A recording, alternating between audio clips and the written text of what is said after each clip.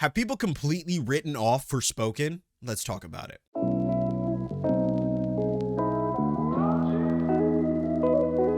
What's going on, guys? That guy right here with the news you need to know. And today I want to talk about Forspoken because this game is slated to come out literally a week from recording this video, and I hear very little talk about it. Nobody's talking about it, and the people who are talking about it are really just referring to the demo, saying that the demo is trash and that they're completely skipping out on it. But is this legitimate? Are people justified in saying this? We're going to talk about it and get into that. But we got new information about Forspoken as well, specifically its download size. And according to a number of sources, the download size for this game is pretty hefty, with some pretty high specifics that, in specs that you need for PC and on console. It's looking like this game is going to be about 87 gigs.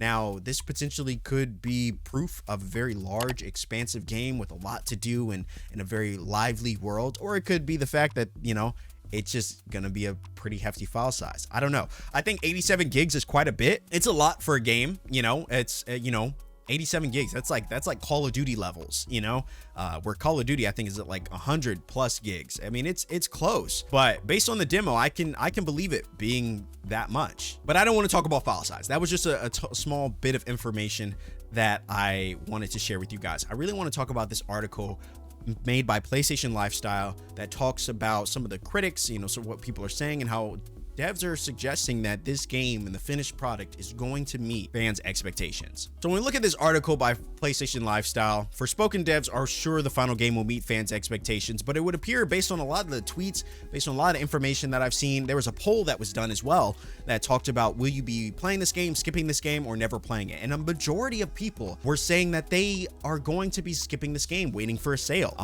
Now Square Enix comes out and says that, Luminous Productions, who, responsible main developers on this game, seems pretty confident about Forspoken reviews when the game launches next month. In an interview with Gamatsu, co-director Takafumi Tarada has said that the team is sure and confident that the final game will meet everyone's expectations despite negative chitter chatter on social media.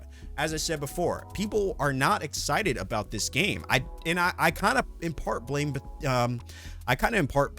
Square Enix for that, because there hasn't been a lot of, I was expecting an IGN first, where they kind of dive into some of the mechanics, some of the story, some of the elements of the game. I don't think we really saw that. The only gameplay we've really seen on YouTube and stuff like that is really just people playing through the demo, which I've done myself. I thought it was decent, and that's about it. They haven't really highlighted this game, not like they've highlighted like Hogwarts Legacy. I know that's someone else that's making that game, but I gotta give kudos to them because they've done a great job to highlight this game, and we've seen kind of live streams about it. They've done gameplay reveals about it. They've really dove into what makes this game special, and I think that that's what you should be doing for a game that's a new IP or a game that potentially people are questionable about. But they haven't really done that for Forspoken.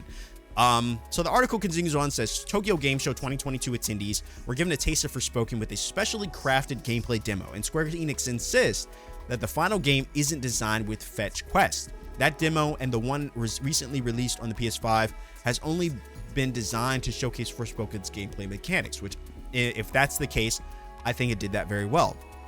The article continues on and says, we're sure and confident that we will be able to deliver to everyone's expectations, Tarada told Gamatsu. So we hope that you will look forward to it and enjoy the game. Personally speaking, I put a lot of energy and a lot of effort into the open world's magic, parkour, and combat.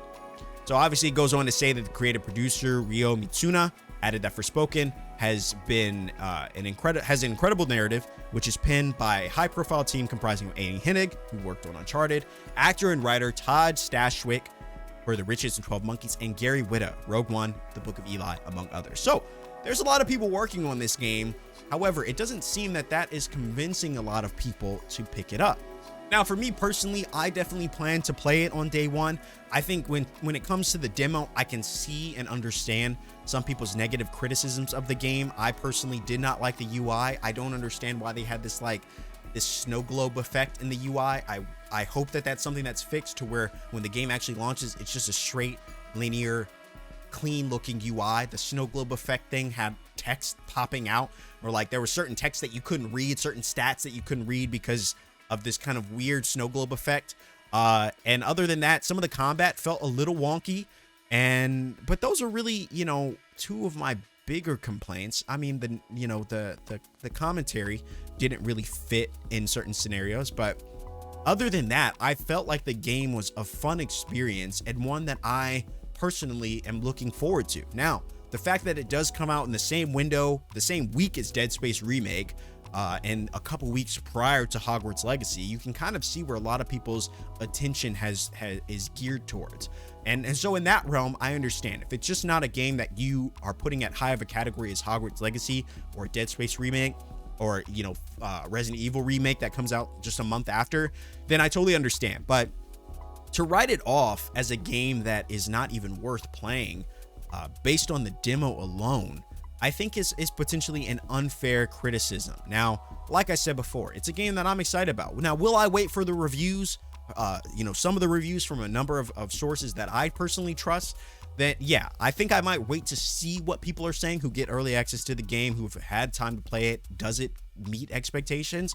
Yeah, I think I might wait for that, but I'm still going to make my own decision, and hopefully you guys will as well. But I'm kind of sad that nobody's talking about this game. Nobody seems excited about it. And I thought it looked beautiful. It had a fun magical parkour mechanic. I didn't find the quest to be that exciting, but, you know, again, if those quests were just geared to give you a sense of how the game moves and how you move as a character and how you flow, I think it still potentially could be a good one. I think this is a necessary win for Square Enix, though. I think the reviews are going to be critical because they're going to influence a lot of people's decisions on whether or not they play this game. And Square Enix hasn't necessarily had the best track record of third-party releases on PS5 in this gen. And so I think that Forspoken being one that was, you know, kind of introduced a few years back, I think it's important that this game does well, and I really hope that it does. I really hope it does. This is a game that I plan on playing, hopefully in the first week. That's the goal, is to play it live, to give you guys a sense of whether or not it's good. So if you guys want to see that, drop by the live stream. We're going to be streaming it hopefully that first week, and get a glimpse as to whether or not this game lives up to the hype and expectations. And I plan on spending $70 so that you don't have to.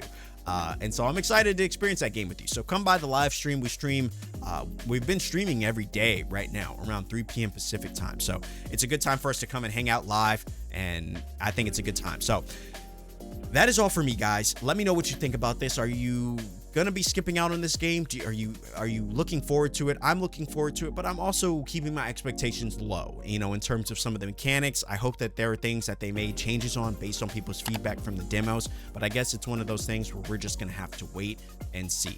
As always, guys, thank you so much for watching. My name is That Guy Rod, giving you the news you need to know. If you enjoy this style of content, please drop a like on this video. I love doing these kind of candid, you know, news-based discussions with you guys, getting your feedback, hearing what you guys have to say about the latest and greatest in gaming news. And yeah, if you guys do enjoy it, a like is very much appreciated. Comment down below if you're going to be playing this game, and subscribe if you're new here. We'd love to have you. As always, guys, my name is That Guy Rod, and I will see you in the next video.